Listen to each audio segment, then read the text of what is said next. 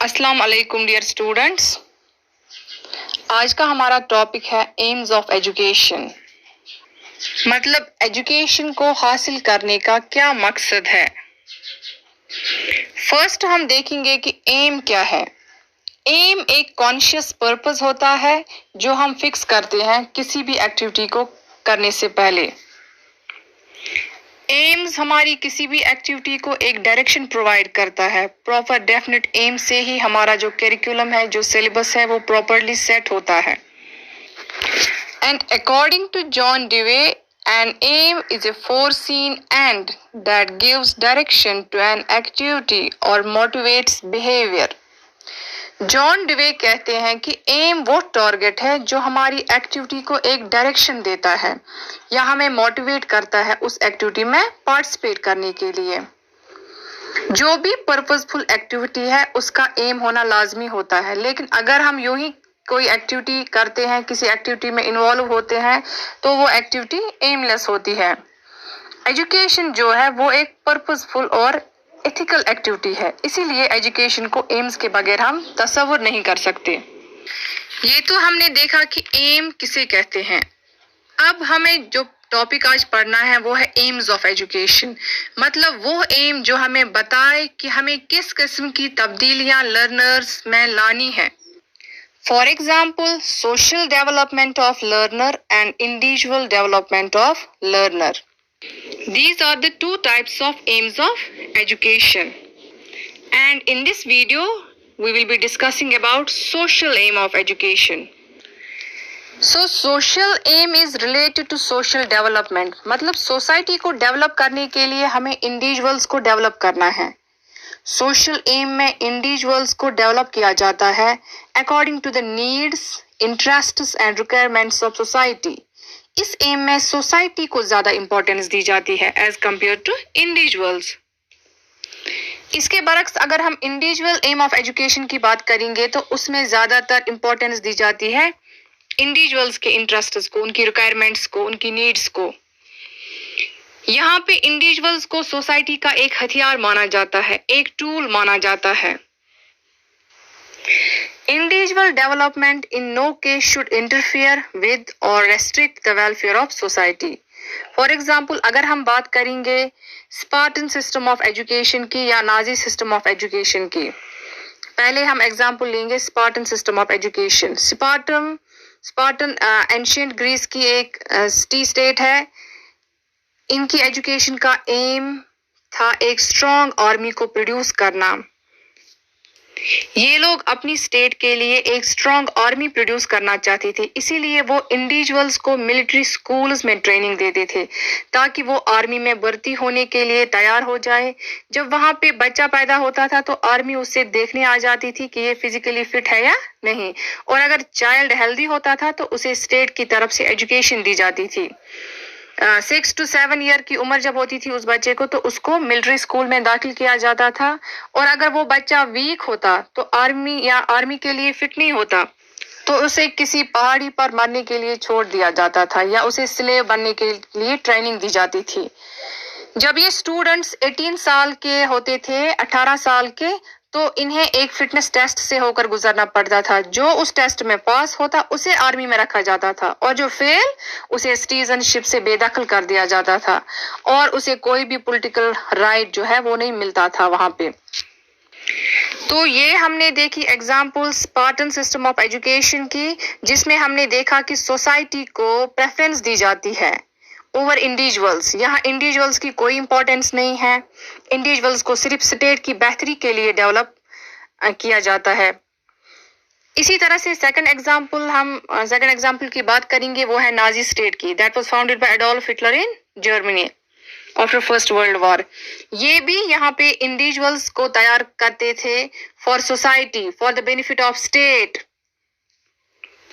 In example से हमें ये समझ में आता है कि सोशल एम को अगर इसकी एक्सट्रीम फॉर्म में लिया जाए तो वहां पे ये इंडिविजुअल्स को कोई इंपॉर्टेंस नहीं थी। इंडिविजुअल्स के इंटरेस्ट, उनके रिक्वायरमेंट्स, उनकी नीड्स, उनकी कोई इंपॉर्टेंस नहीं थी, बल्कि इंपॉर्टेंस थी तो वो सिर्फ स्टेट की बेहतरी के लिए, स्टेट की डेवलपमेंट के लिए। सोशल एम की इस एक्सट्रीम फॉर्म को क्रिटिसाइज किया गया है कि ये डिजायरेबल नहीं है। तो यहाँ पर सोशल एम में रिकंसिलिएशन की जरूरत है। जहाँ पे इंडिविजुअल डेवलपमेंट ज्यादा जरूरी है वहां पे सोसाइटी या स्टेट को कुर्बानी देनी है, और जहां पर स्टेट की डेवलपमेंट ज्यादा जरूरी है वहां पर इंडिविजुअल्स को कुर्बानी देनी है। अब हम देखेंगे कि सोशल एम ऑफ एजुकेशन में क्या आता है। First, development of democratic citizenship, यानी हमें एक इंडिविजुअल में डेमोक्रेटिक सिटीजनशिप की क्वालिटीज को डेवलप करना है ताकि वो गवर्नमेंट की एक्टिविटीज में अच्छे से पार्टिसिपेट कर पाए।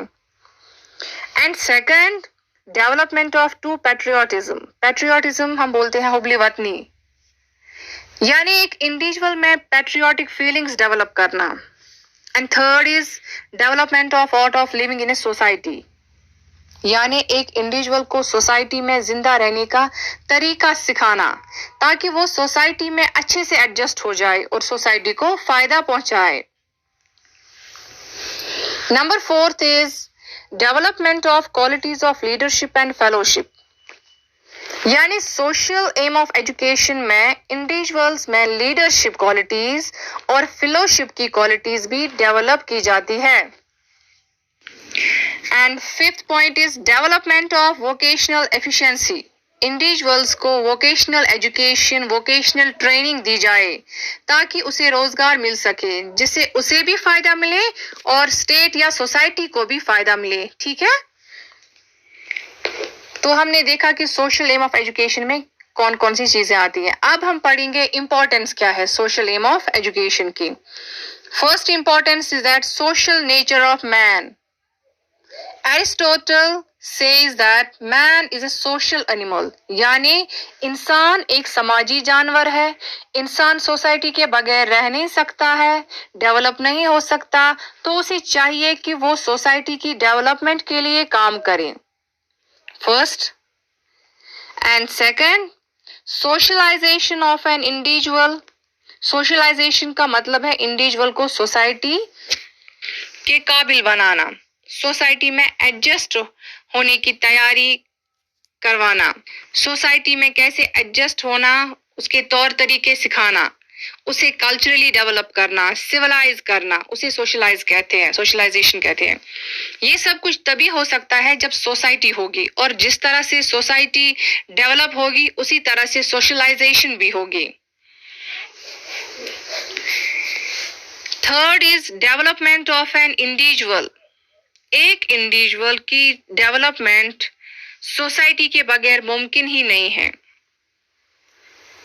रॉस, जो कि एक एजुकेशनल थिंकर है, वो कहता है that individuality is of no value and personality is a meaningless term apart from the social environment. मतलब इंडिविजुअल की डेवलपमेंट के लिए सोशल डेवलपमेंट जरूरी है और सोसाइटी भी जरूरी है, तभी एक इंडिविजुअल जो है वो डेवलप होगा। Fourth point is to ensure justice, peace and security in the society. मतलब सोसाइटी में अमन, जस्टिस या इंसाफ और सिक्योरिटी बरकरार रखने के लिए सोशल एम जरूरी है ताकि कोई भी इंडिविजुअल अपने बेनिफिट्स के लिए दूसरों को नुकसान, दूसरों को हार्म न पहुंचा सके, जिसकी वजह से वहां का जो जस्टिस सिस्टम है वो डिस्टर्ब ना हो जाए। ठीक है, तो ये तो था सोशल एम ऑफ एजुकेशन जिसको आज हमने डिस्कस किया। नेक्स्ट हम डिस्कस करेंगे इंडिविजुअल एम ऑफ एजुकेशन। अब हम कंक्लूड करेंगे सोशल एम ऑफ एजुकेशन को अल्लामा इकबाल के एक शायर से, जो कि इस तरह से है। फर्द कायम रब्त मिल्लत से है, तन्हा कुछ नहीं। मतलब इंडिविजुअल जो है, individual is worthwhile and praiseworthy only in a social atmosphere and alone he is nothing. Alone एक इंडिविजुअल कुछ भी नहीं है। अल्लामा इकबाल भी कहते हैं फर्द कायम रब्त मिल्लत से है, तन्हा कुछ नहीं।